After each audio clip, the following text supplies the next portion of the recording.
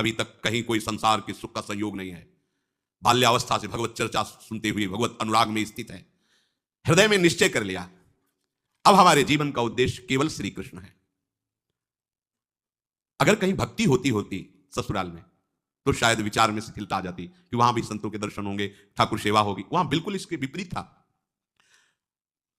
निश्चय के भाग चलो। वहां तो बड़ा सब सामग्री, उत्सव, खान पान की सामग्री और रिश्ते नातेदार भी आ चुके हुए थे।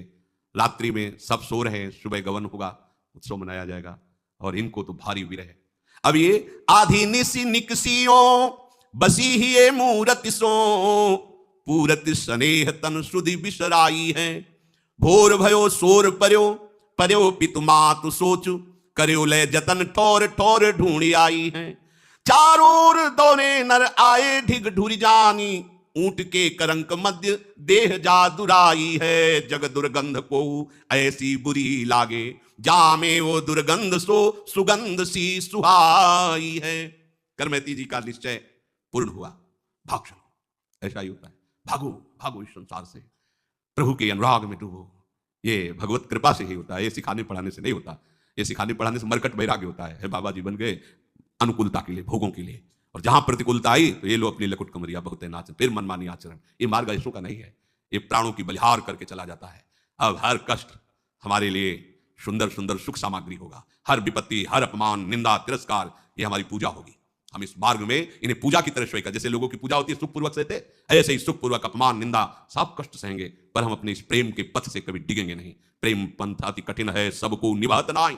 ये सबके बस की बात नहीं, सब कोई कर सकता है, पर भगवत आश्रय और इतना दृढ़ कि बस अभी प्राण चले जाएं तो कोई परवाह नहीं, ऐसी स्थिति। करमैती जी ने देखा कि सब सो गए, आधी रात का समय है। माता पिता को मन से प्रणाम किया और श्री कृष्ण की याद करके आंसू बहाते हुए घर से निकल पड़ी। वाह बहादुर, यह है बहादुर, इसे बहादुरी कहते हैं। पति के मिलन की सुबह वेला है, सांसारिक सुखों की भरमार है क्योंकि राजपुरोहित है, नवीन अवस्था है, स्त्री शरीर है, ये बहादुर चल पड़ी।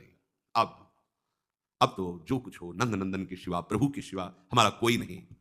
मैं चली री तहां जहां मोहन मुरली मधुर मधुर धुनी बाजरी। जमुना पुलिन सुभग वृंदावन मोहन मदन विराजरी।